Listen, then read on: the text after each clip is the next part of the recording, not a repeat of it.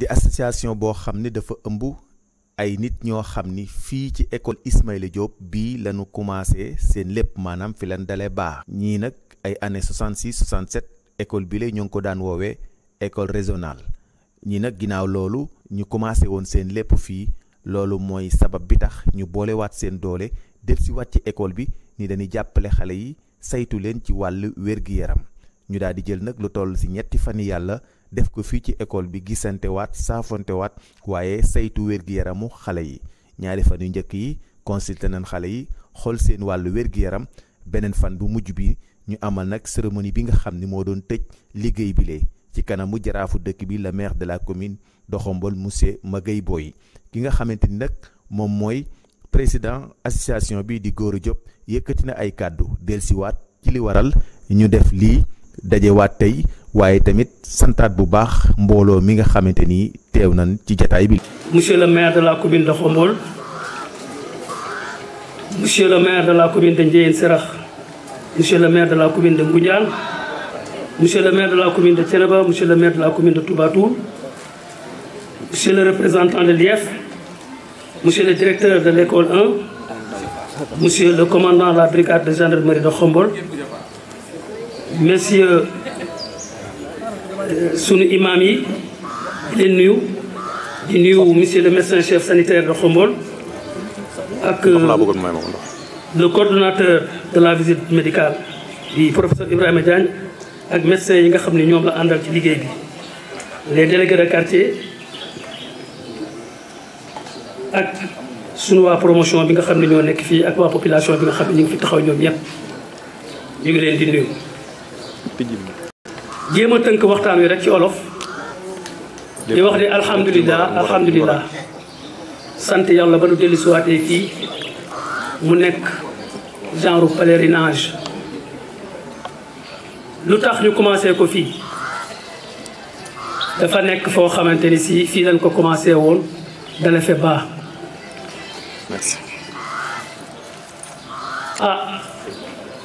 ñu dem ba nga xamante ni 66 67 lañ fa dugg école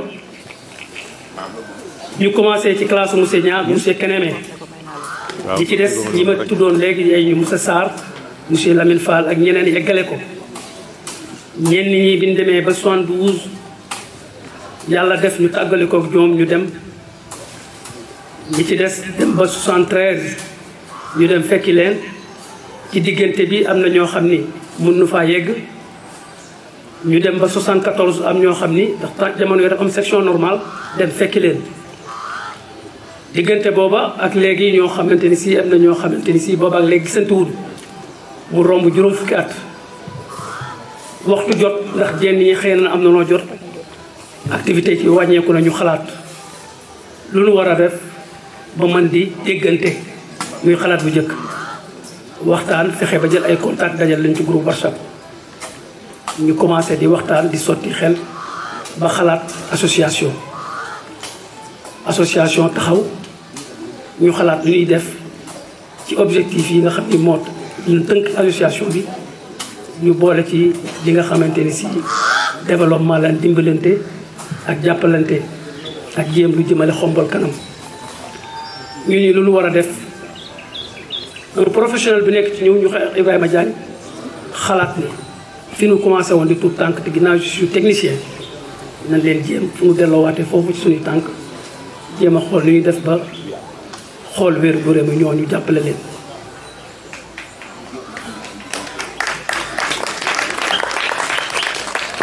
ñu waxtaan ci loolu juboo nun koy defee ñu ne il faut des moyens fan lañ koy defee Khombole école Khombole donc wuti moyens yi moo ci des. ñu daal di seet toog waxtaan ni lu nuy war a am ba war a mën a def activité boobu ñu xalaat ko dajale ko ba teg ci suñu loxo daal di kon waxtu wi jot na nan leen dem liggéey yi woote ji jëm foofu pour jéem dina jàppale. terewul ba loolu amee lépp ñu mënal suñu lépp suñu rakk ji di monsieur le maire biñ ko yëgalee mun taxaw ni may logistique bi maa koy jël ba pare boole ci nag ni damay nekk membre ci seen association bi ñu rafetlu ko lool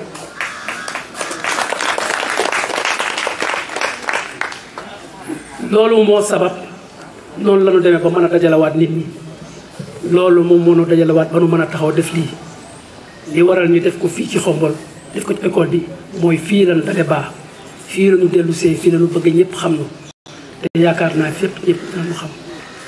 di sant di gërëmaat rek ñëpp. directeuru école bi di doyen Cheikh Sow di doomu Xombol moom tamit bokkoon ci beneen génération dale fii am njàngam daa di dem ba nekk tey directeuru école bi yëkkati na ay kàddu rafetlu bu baax li nga xamante ni moom la waa génération bii def dàqul sax ni moom mile ginnaaw day waaj a dem retraite am na yéene moom tamit ak waa génération ñu daal di taxawal lu mel nii Cheikh Sow yëkkati ay kàddu sant bu baax a baax waa association bi. di rafetlu rek jataay bi di rafetlu lii nga xam ni moom la promotion 66 67 def bi am na solo ci li ñu def parce que fa ñu laal fan la ñu laal dañoo laal benn côté boo xamante ni dañ cee tumuranke parce que képp ku nekkoon ci école xamoon na ni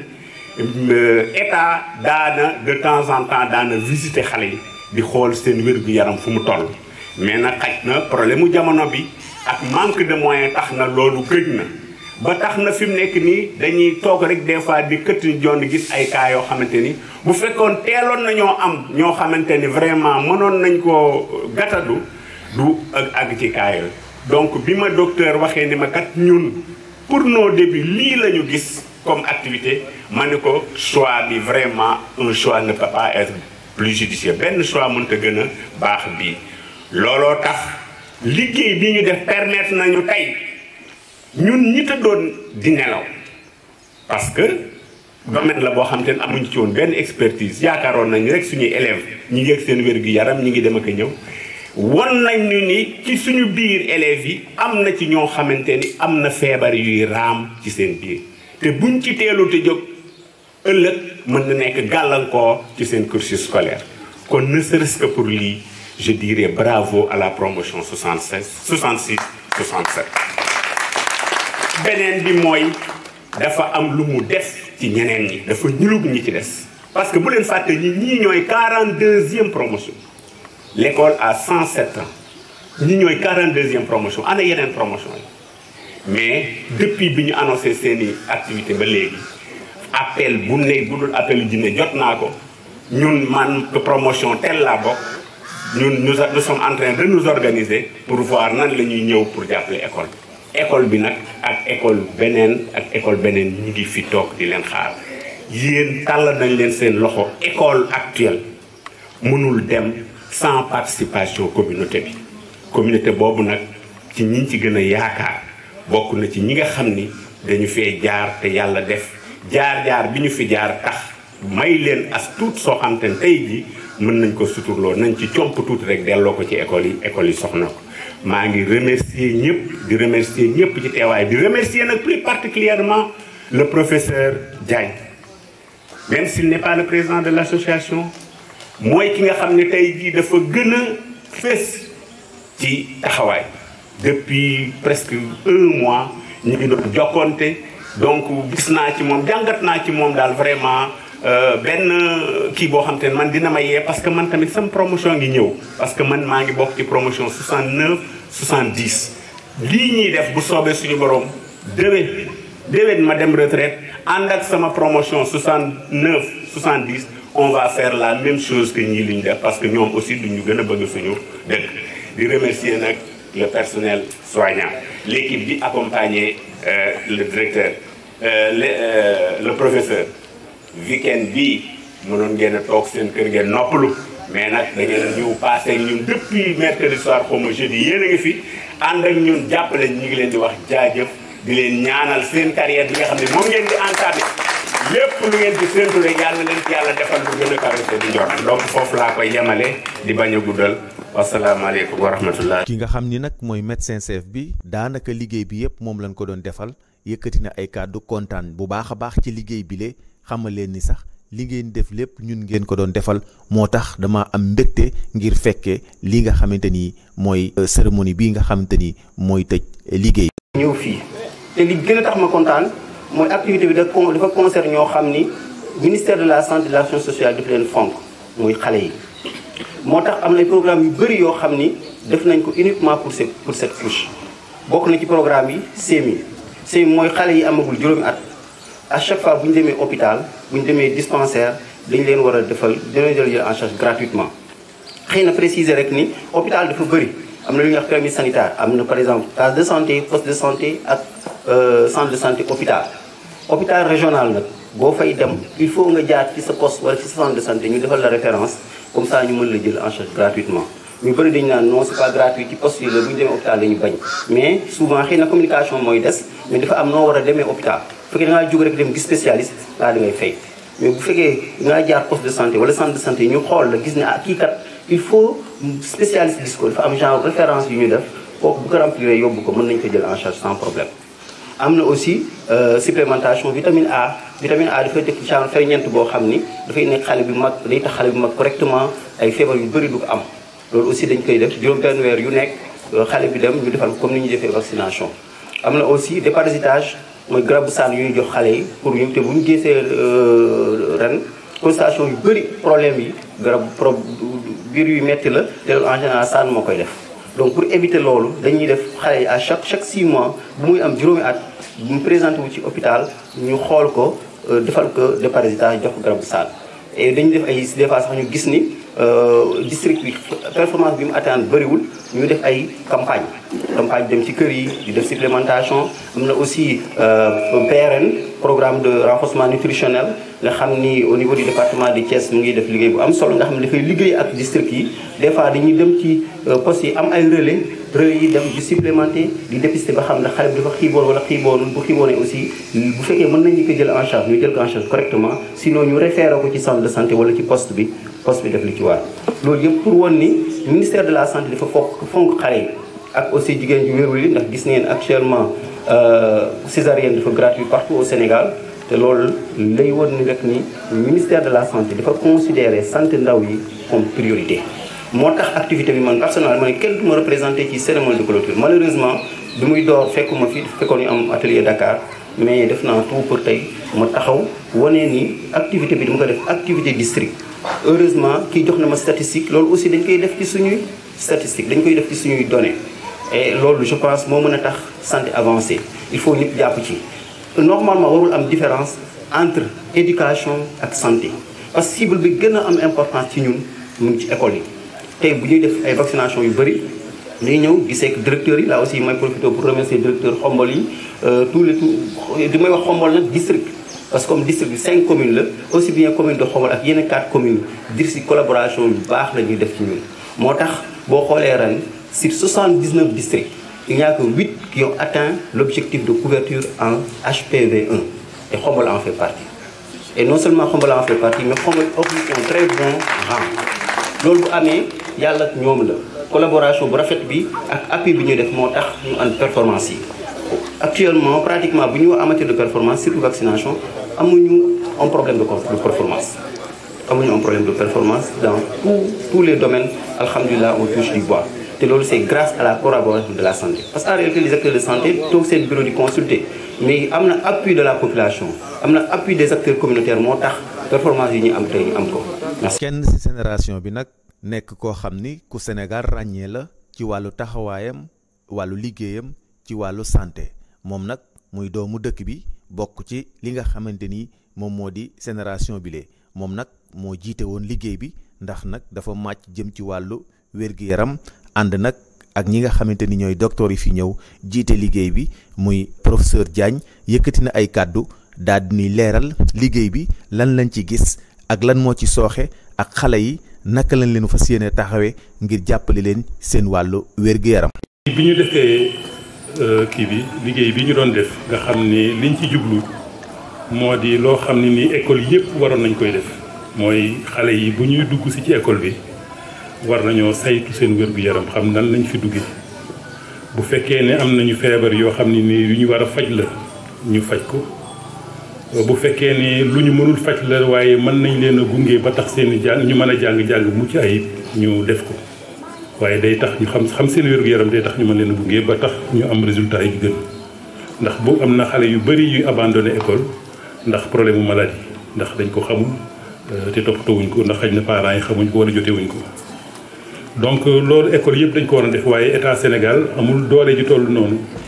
ba tax na ñun bi ñu demee ba nga xam ne bëgg nañoo delloo njukkal suñu école bi nga xam ne fi lañ ñu dalee ñu ni loolu nga xam ni école yëpp war nañ koo am te mënuñu ko am ndax amuñu kàttan gi ñun ñu jéem ko matal suñu école bi. ndax liñ fi def démb ak bërki démb ànd ak médecins yi nekk fii dañoo bëgg mu nekk loo xam ne nii dañu seet yoon yi mën a jaar pour que muy wéy ñu ko def at mu nekk te buñ ko mënee yaatal tam ñu yaatal ko ci yeneen école ba école Xombal yëpp mën ko jëriñoo incha allah. loolu bi ñu ko defee nag ci ñaari fan yi muy le 26 ak le 27 am na ci loo xam ni docteur Ndour andi na ko ndax dañoo partagé statistiques yi ñu fa jëlee seet nañu lu toll ci juróomi téeméer ak juróom-ñaar fukk ak juróom ci ay tout tànk yu jànge fii seet également lu toll ci ñaar fukki ak juróom ci ay mag ñoo xam ne nii ñenn ñi fukk ak benn yi ay encadreur luñ nekk fii ñeneen ñuy liggéeyandoo ak ñoom wala ñoo xam ne ni dañoo amoon soxla wér-gu-yaram ñëw fii seet si ñu waaye sax ñii di jaay ci buntu école bi ñoom ñëpp seet nañ leen boole leen ci mag ñiy jaayee foofu ndax ñoom ñooy jaay xale yi lekk te bëgg nañ tam saytu seen wér-gu-yaram. bi ñu ko defee seetlu ni xale yi ci lim boobu ma joxe ñaar téeméer ak juróom-ñaar fukk ak ñett am nañ ci lu leen dal li ci ëpp nag nekkul feebar bu am solo lool waaye lu war a luñ jaroon faj la ci war a def nañ ko ci ba am ci yaakaar ni en tout cas dina ci am tan ci ñooñu nag maanaam ñaar téeméer ak juróom-ñaar fukk ak juróom-ñaar yooyu am ci lu toll ci juróom-ñaar fukk yoo xam ni ñoom mënuñu yem rek ci jox leen garab yi ñu am fii wala bind leen garab pour ñu jënd ko waaye dafa laaj ñu dem ci centre de santé ba wala ñu dem ci beneen hôpital bu gën a kawe pour que ñu mën leen a topp pour faj leen ba ñu wér fan mën a dellu soit am seen jàng mucc ay donc loolu 25% wu élèves yi nga xam ne dañu am feebar loolu la maanaam ñeenti xale yu am feebar benn kenn ka soxla na dem ci centre de santé ba pour ñu gën a xóotal faj bi wala mu dem sax ci hôpital. ci biir yooyu nag dafa am lu toll ci à peu près ñaar fukki xale yoo xam ne nii dañoo am ay feebar yoo xam ne li ñuy wax maladie chronique la maanaam feebar yoo xam ne lu yàgg la yenn yi dañ ko judduwaale yeneen yi dañ leen a dàpp waaye lu war a yàgg ak ñoom la te mën naa yàq seen jàng te cas yu mel noonu. lu ci ëpp day am andi li ñuy wax abandon scolaire nga dem ba yàgg nga mujj bàyyi jàng ndax loolu mën naa ci citer ñoo xam ni dañoo am asthme te loolu dinañ ci dellusiwaat tuuti ci kanam ndax asthme moom ci biir prise en charge bi dafa laaj ñu bàyyi xel ci environnement bi te bari na ci xale yu am asthme fii ci école bi. am na ci ñoo xam ni dañuy def ay crise yi ñuy wax crise épilepsie maanaam di say te loolu xale bu koy def parfois sax du sawar a jàngi école ndax la daree ci classe ba. dañ lay ragal wala yu mel noonu te teg ko ci loo xam ni xëy na dañoo xamul loolu lan la te mën nañ ko faj ba mu wér. am na ci ñoo xam ni dañu am feebaru xol yoo xam ni mën naa dañ ko judduwaale wala sax mu dab leen waaye feebaru xol la yoo xam ni laaj na faj. am ci ñu am li ñuy wax drépanocytose nga xam ni maladie génétique la drépanocytose SS nga xam ne dafa laaj ay conditions spéciales boo nekkee ci classe pour que nga mën a wéer si jàng. am na ci sax ñu am ay goitre ci xale yi goitre yooyu gis mag ñi di ko am. nga xam ni ñu xam ngeen ko wala boog ay feebaru bët yu garaaw yoo xam ne nii gis nañ ci xale yoo xam ni buñ toppatoowul seen feebaru bët dinañ bàyyi seen jàng ndax dootuñu gis loolu am na fi buñ ko toppatoowul donc lu ñu war a taxaw la jàppale leen dimbali leen pour que seen loolu mën a wér ndax buñ ko deful fii ak at dinañ bàyyi jàng donc loolu yëpp ne serait-ce que cas yooyu maladie chronique yooyu tax nañu war a def visite systématique. ndax loolu boo ko xamul ci élève bi soit da ngay xëy rek mu bàyyi jàng wala muy am résultat yoo xam ni baaxul te doo xam lu tax baaxul ñu dóor ko mu bëgg a dee te fekk dafa wérul boo seetee nag ci maanaam problème mu wér-gu-yaram yi nga xam ne gis nañ ko fii boo boolee lépp li ci ëpp mooy loo xam ni dafa jëm ci put ak bakkan ak ay nopp muy ORL li ci topp di lu jëm ci ay xale yu am ay biir yuy metti di ko am bis bu nekk léeg-léeg sax xam nga yooyu dañu dem classe jàngi ñibbiwaat ak yu mel noonu maanaam daal day perturber seen jàng bu baax a baax te loolu li ko ëpp ci li ko waral ay saan lay doon. ñetteelu yëf bi ci maanaam en terme de fréquence mooy xale yu am problème bu bët ñenn ñi dañoo soxla ay lunettes war a nekk parce que dañoo myope wala yu mel noonu waaye xam nga ni fii parents yu bëri amuñu moyens yi loolu duñ ko sax seetlu boo demee ci école yi nga xam ne ñi am doole lañu day gis xale yi lu ëpp dañuy takk ay lunettes waaye boo nee fii école xombal doo gis takk lunette c'est pas parce que myopie dafa gën a bëri foofa c'est parce que fii duñ ko xam wala parents yi amuñu luñ jënd ay lunettes moo tax boo demee ci école tubaab yi ñi nga xam ne école privée yéen yi day gis xale bu ndaw bu nekk takk say lunettes c'est parce que dañu saytu loolu fii nag duñ koy saytu dañu lay bàyyi rek di la dóor ba ngay bëgg a dee ndax li nga liir xamoo ci dara ñu tàpp la bu nga nooyi nga doog a te doo am ay lunettes donc problème ophtalmologie bari na fi donc moo ci mooy ñetteelu problème bi ñu am ñeenteelu problème bi muy problème mu manque deret yoo xam ni ci wàllu qualité lekk la muy anémie carentielle am na fi juróomi problème bi mooy ay problème mu carie dentaire ay seen bëñ yi bënn nga xam ne ay lekk sukkar yeeg yooyu moo koy andi loolu itam lu jar a faj la ndax bëñ dañ koy xeeb rek waaye mooy nit waaw bu mettee sax doo xëy jàngi waxantuma la ak nag li muy andi ci ñi nekk médecine xam nañ conséquences ci wér-gu-yaram waaw loolu daal laa leen ci joxe ci ay statistiques pour ñu partager xam li xew ci école bi ak lan moo doon njëriñu li ñu doon def ci wàllu woowu.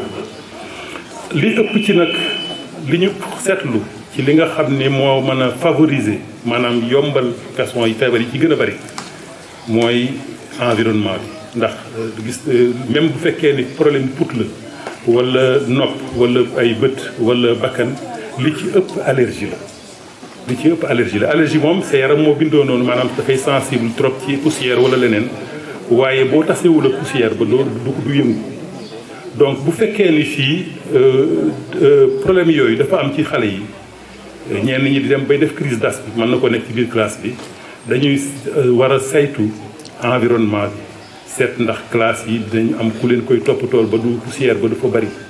ndax loolu tam moyen yu école bi laaj la ñuy nettoyer classe yi di ko fobee rek yooyu ba nga xam ni poussière dafa bari te aussi maîtres yi comprendre ni dañu way aérer classe bi bu baax a baax ndax humidité bi dafay faciliter ay crise d'asthme ak yenn manifestation allergie bu ko defee xale yi dañu nekk ci classe waaye duñ ko tal ñi ngi xasan seeni bët ñi ngi tisooli ñi ngi kii di sëqat ak yu mel noonu te yooyu yëpp ay affaires yu ndaw la yoo xam ne bu ñu ko xamee rek mën nañu ko toppatoo. ñaareelu yëf yi mooy maanaam liy favoriser li ñu wax nit di am parasite loolu ñi yëngatu ci hygiène xam nañ ni loolu ci li ñu wax feebar boo xam ne loxo yu taq la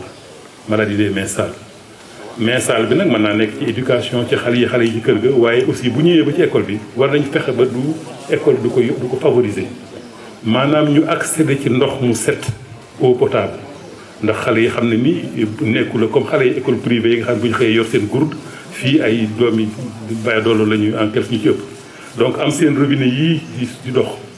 ba buñ buggee ndox jël seen bouteille sax duy ko fa daf ci am solo waaye bu fekkee ni buñ bëggee naan duñ am fu ñu naane wala ndox muñ jot naan ko bu boobaa day yombal ay façon saan yeeg yu demee noonu. ñaareel yëf yi moom soxla moo di aussi ay toilettes yoo xam ni dafa set te yaatu te doy loolu moom du ma ci sore ndax seet nañ ni aussi loolu jafe-jafe la ci école bi te gis nañ ni bañ ko seetloo maire bi réagir na ak équipe am ba dinañ ko corriger mais loolu c'est un problème fondamental ndax xale buy xëy ñëw ci école fas yéene faa yendu ci naaj bu tàng wi nga ne du ma naan ndax dama bañ a saw ndax ragal toilette ya problème la loolu dañ ci seetlu def attention bu baax a baax donc dañ ko toppatoo fexe ba xale yu jigéen ñi am seen place xale yu góor yi am seen place te toilette yi set ba xale yi ñeme ko waaw loolu daal lu am solo la donc daal loolu daal laa fi doon andi léegi nag ñun recommandation yi nga xam ne moom lañ ci bëgg a génne ci loolu yëpp maanaam dañuy santaane digle ko mooy ñu fexe ba lenn ci li gën a urgent mooy affaire toilette yooyu ci loo xam ne nii ba en tout cas lu jar a saytu la te gis naan taxaw nañ ci ñaareel yëf yi mooy ñu fexe ba saal yi di set ñuy fexe ba bu luñ ci mën a dimbalee directeur école ba mu am personnel bu koy jàppale pour di nettoyer saal yi di ko aérer ak yooyu dina ci baax ndax humidité beeg kii andi ay parce que problème allergie et am ndox jot ci ndox mi aussi loolu fexe ba xale yi di am ndox moo xam ne nañ ci jot ndox mu set loolu lu am solo loolu daal moom lay mooy recommandation yi perspective yi nag ñun fu ñu jëm moo di statistiques yi li ñu jëkk a def mooy analyse brute maanaam seetlu bu jëkk rek waaye buñ ko seetloo ba ca biir a biir dinañ mën a dem ba plus loin xam ndax est-ce que buñ seetee ñaari C1 gis ni ñi am allergie C1A lu ëpp que C1B dinañ xam ne xëy na boo demee C1B saal ba am na lu ko am ci décours C1A ñu mën a jox ay recommandations. donc yooyu mën nañ ko topp di ko loolu gëstu la loolu suñu liggéey la institut pédiatrie social bi nekk fii liggéeyam la moo tax ma wax directeur bi ma ne ko dossier yi ñu am fii médecin chef de district bi na ci accéder pour ñu koy gëstu mën na nekk sax ay sujet de master en santé publique nañ ko jox institut pédiatrie social di koy gëstu parce que du ñu yem rek ci seetlu bi teg fi dossier yi dem dañ koy gëstu parce que avantage boobu la ñu am avantage comparatif mooy ay am nañu ay gëstukat te institut pédiatrie social bi nekk fii ci Xombol liggéeyam mooy former ak gëstu ci wàllu wér-gu-yaram xale donc nañ ko exploiter bu baax a baax incha allah. donc deuxième chose bi mooy collaboration dinañ ko taxawal ñun APEC en tout cas dañ ko faciliter ndax man mii institut pédiatrie social dama ci yàgg liggéey donc dinañ ma faciliter lien bi équipe bu bees bi taxaw ak médecin chef district bi nga xam ne il est très disponible ak son équipe ak ñun waa APEC ñu fexe ba lien boobu taxaw ba nga xam ne dañ institut pédiatrie social nga xam ne dafay liggéey ci li wër Xombol boo demee Ndiéyène Sira boo demee Mbayeen Diag ngu jaay ngu njaan pay ngu njaan càngay ngu njaan joor foofu yëpp dañ fay dem di saytu wér-gu-yaram xale yi ñu boole ci école yi école Xombol école primaire yi ak daara yi loolu mooy suñu yéene ñu leen ci mën a accompagner ba ñu def loolu ndax loolu mooy seen li leen leen gën a soxal waaw maa ngi terminé nag di def ay remerciements waaye bala ma def remerciement damay jiital ñaar ñoo xam ne nii xam naa ne xëy sax daanaka naa ci mën naa ko mujjee parce que foofu dafa koy mujjee waaye dañuy remercier directeur école ci collaboration ndax dès que ñu ñëw wax suñu mbébét ànd na ci ak ñun def lu mu war a def. ñu remercier médecin chef de district ak équipe am taxawoon nañu de bout en bout ba jox ñu sax personnel ak ay moyens pour ñu liggéey. ñu remercier également monsieur Baal mi nga xam ba mooy représenter le directeur de l'institut pédiatrie social moom professeur Ba kii Abouba dina fi ñëw certainement xamante ne maire beeg ñoom ñëpp parce que moom dañ koy doog a nommé ci directeur institut pédiatrie social li nit ñi xamul ci Xombol mooy institut pédiatrie social université Cheikh Anta Diop moo ko moom. université Cheikh Anta Diop la bokk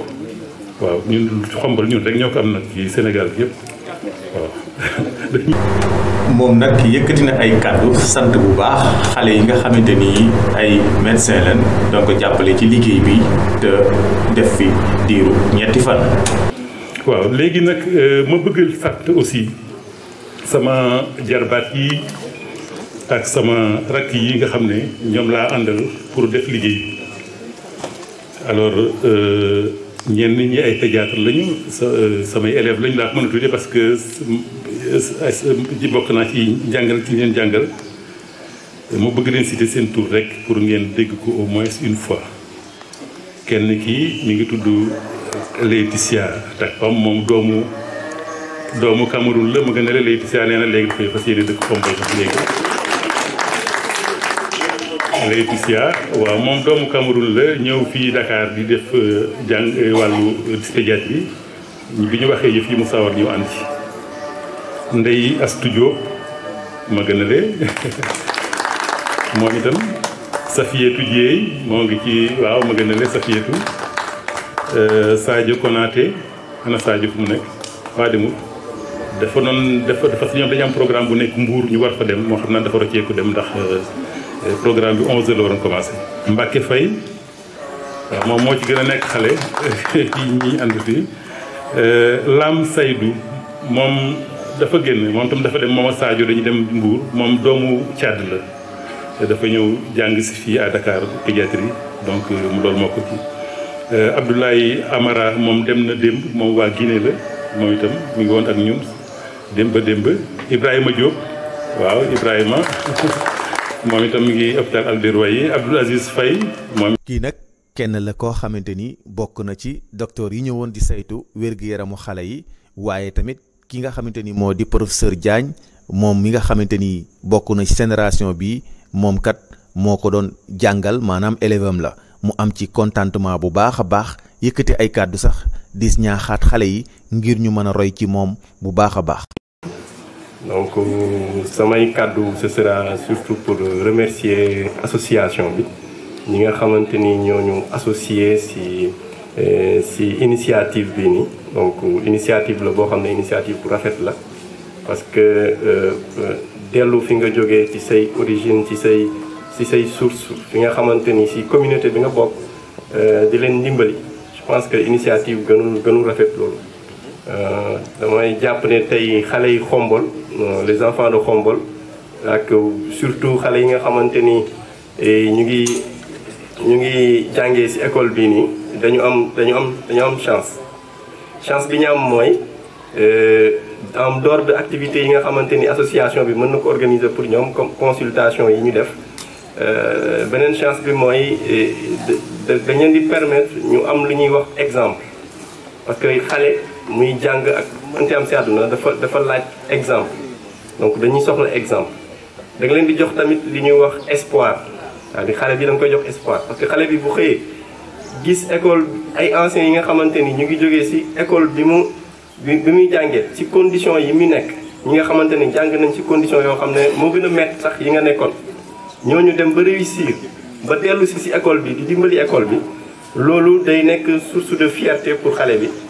da koy nekk source de motivation boo xamante ni day pousser xale bi mu am beneen trajectoire par rapport ak njàngam mënuma remercier nag promotion bi dëgg la xawma leen sama andi ay kàddu ci professeur suñu maître professeur Ibrahima Diagne di taxaw c'est un grand monsieur am na macha allah un grand monsieur par la taille mais c'est un grand monsieur par rapport ak li muy représenté man j'ai eu yàlla may na ma bokk ci ñi am chance côtoyer ko liggéey ak moom en tant que jeune interne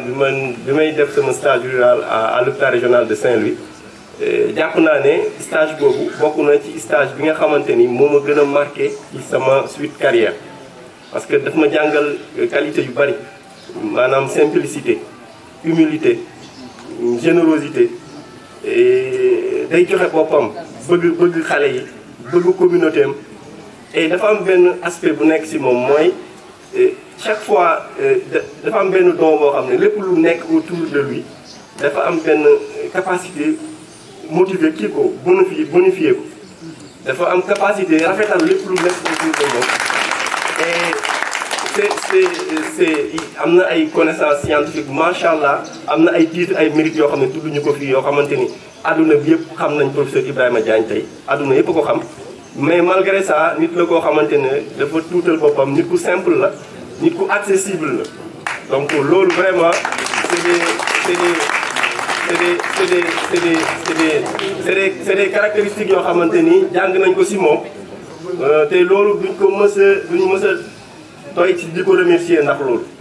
tey c'est vrai que dëkkuñu Xombol ñëw nañ fi parce que seen Xombol Sénégal la bokk c'est la communauté on est sénégalais c'est normal ñu ñëw jàppale suñuy rak suñuy doom mais li gën a tax ñu ñëw bokk na ci devoir bi ñu am envers moom par rapport ak lim ñu jox ci formation lim ñu defal daal mënuñu ko fay. et dama ci profiter pour surtout par rapport ak sama jeune collègue yi nga xamante ni ñoom la ñu àndal ñoo bokkoon ci liggéey bi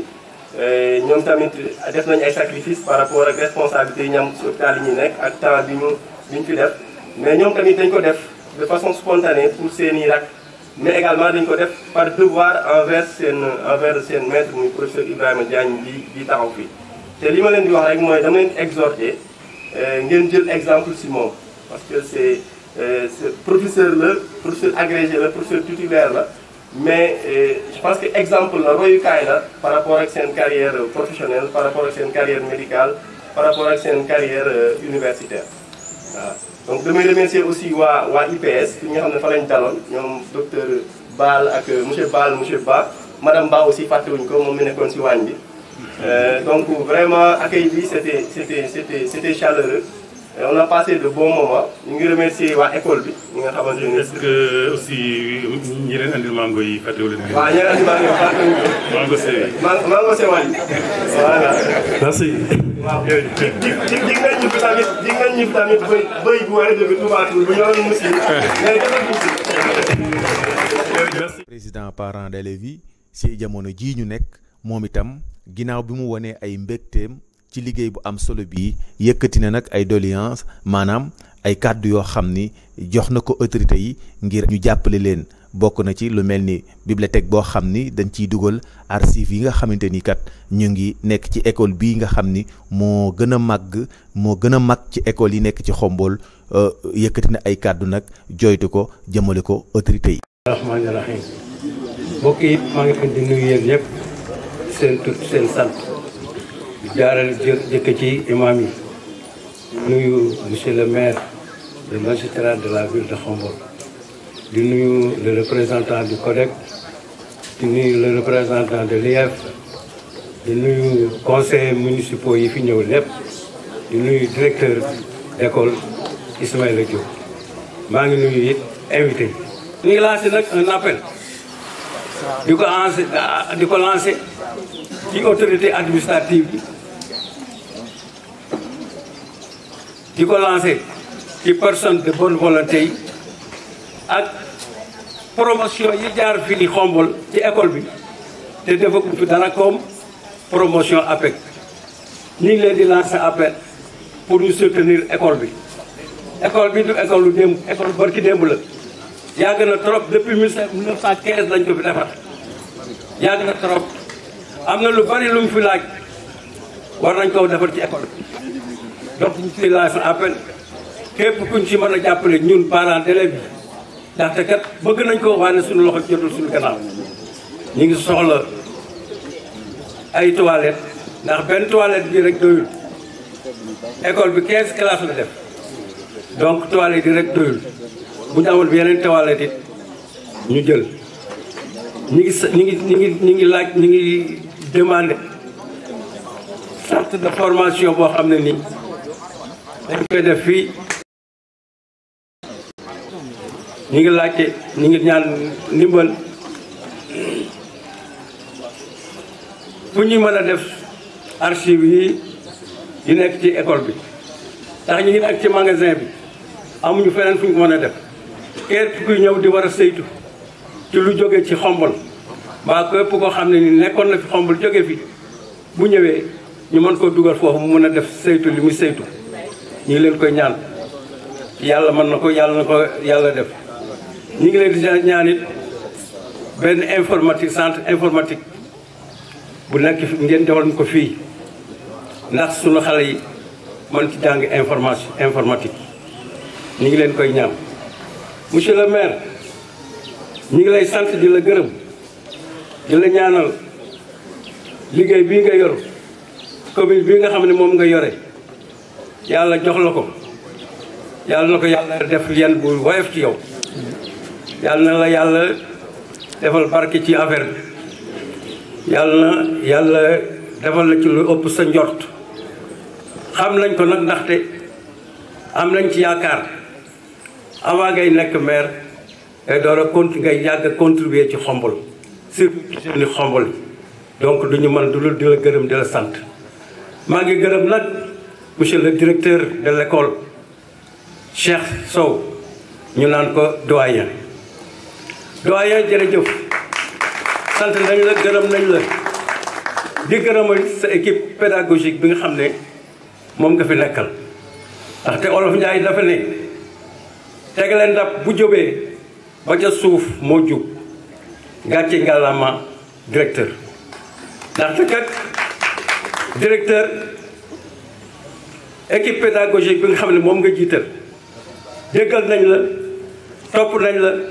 aw nañ fi nga bëgg ñu aw fa te dañuy sacrifier seen lépp pour la réussite de nos enfants ñun kat mënuñu jàngale xam ñu ni ñu jàngale waaye ñii nga xam ne bàyyi nañ seen yitte yépp dañu wàcc sax mu jaral leen ñu def ay heures de rattrapage du ko defal suñu doom yi rien que pour leur réussite duñu mën du leen gërëm di leen sant te loolu lépp nag ci leen digal la donc directeur yaa ci ngàllaama jërëjëf li nga bëgg yàlla yow rek yaa ko xam yàlla na la ko yàlla defal yàlla na yàlla sàmm sa njaboot en tout cas parents d'élèves yi de regretté wuñu loo doon ñëw fii bëgg depuis nga ñëw fii ba léegi résultat yu baax rek la ñu gis ci l'école donc jërëjëf jërëjëf nag tuuti na torop gàtt na it waaye ku deful duñ la ko wax ñu ngi leen baal ak di leen sarax di leen ñaanal fan gudd ak wér gu yaram. ki ko tëj nag di jaraafu dëkk bi le maire de la commune monsieur Magaye Boye yëkkati ay kàddu xamal leen ni leen kat lii dafa bokk ci seen domaine maanaam ñoom municipalité bi ñoo war a liggéey bilee kon bu ngeen ko defee kat day mel ni ñoom ngeen ko defal yëkkati ay kàddu waaye ñaaxaat leen jëlit ay engagement ngir toujours jàppale école bile. nuyu imam yeeg ulema yi fi nekkoon sànq ñoo ngi nuyu madame le maire Merou Dieng moom mooy doxal maire bi ci lu gën ak engagement ak taxawaay bi war ñoo ko ci sant bu baax a baax ci collaboration bi. ñoo ngi nuyu monsieur le maire Lamine Gueye ku am njariñ ci communauté bi ku mën a dimbalee ku mën a taxawu tamit au plan social. développement nag action structurante ak action conjoncturelle il est très efficace et prompt à réagir pour les questions sociales waaye dafa amal bor boo xam ne def faaw mu fay ma ko bor mu woo ma félicité ma moom faaw nga fay ma ko ba ma ko fayul rek fu ñu taxaw ma fàttali la jërëjëf ci teewaay bi ak jàppale bi nga jàppale waa APEC. ñoo ngi nuyu maire yeeg ak ñi leen fi toogal communes yi nga xam ne ni ñoo ñu wër muy Ngoundiane Ndiéyène Sirakh Touba Toul ak Thiénaba. ñoo ngi nuyu tamit président commission yi bekk ci conseil municipal ak conseil municipal yi po yëpp di nuyu membre AMPEC yëpp yu góor yi ak yu jigéen yi di nuyu particulièrement le président Gora Diop ak l'ensemble des membres di nuyu le professeur Ibrahima Diagne. ñoo ngi nuyu le médecin chef du district sanitaire de Khombole ak équipe bi mu àndal yëpp di nuyu ñu nga xam ne nii dañoo ñëw tey ñu jàppaleen ñun ay Khombolois ndax ñeenti nationalité teew nañ fi tey ñuy ñaan bu ñu ñëwaatee beneen yoon ñu gën a bari te ñoom ñëpp ñu fas yéene dëkk Khombole. ñoo ngi leen di nuyu bu baax di leen sant ci ni ngeen taxaw di nuyu institut de pédiatrie sociale docteur Ba ñoo ngi lay nuyu di la transmettre sur ay nuyoo tamit professeur Ba boo xam ne ñoo ngi waxtaan fan yi yëpp ci naka la ñuy def ak médecin chef district bi accompagner leen pour ñu essayer di déléguer yenn soins yi du centre de santé vers l'UPS pour ñu commencer di doxal ñun ñu gunge leen ci mais di Khombole comme mënaguñoo am fi mu toll beneen poste de santé ñuy liggéey ñoo ngi ci doon wax démb ci naka la ñuy def pour que ëllëg institut de pédiatrie sociale mën a tax doon poste de santé.